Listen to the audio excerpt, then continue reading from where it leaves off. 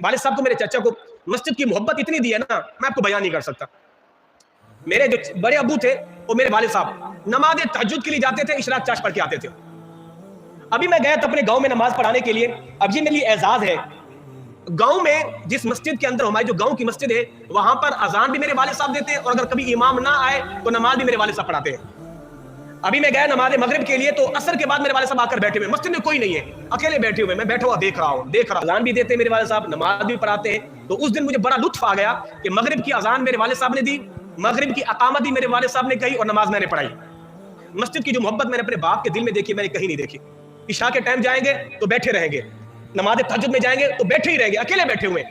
درویش آدمیوں کو اتنے زیادہ پڑھے لکھے نہیں, ہمیں چند صورتیں یاد ہے, بس بیٹھے ہوئے تسبیح پڑھ رہے ہیں, بیٹھے ہوئے بیٹھے ہوئے. ظہر میں گئے تو عصر میں آ رہے, عصر میں گئے تو عشاء میں آ رہے, 3 بجے رات کو گئے, صبح 9 بجے آ رہے ہیں. میں نے کہا برکتیں تو ساری یہ لوٹ رہے ہیں. ہمیں بھی یہ نمازوں کی, مسجدوں کی محبت یوں نصیب ہو جائے کہ ہم مسجدوں سے یوں محبت کریں.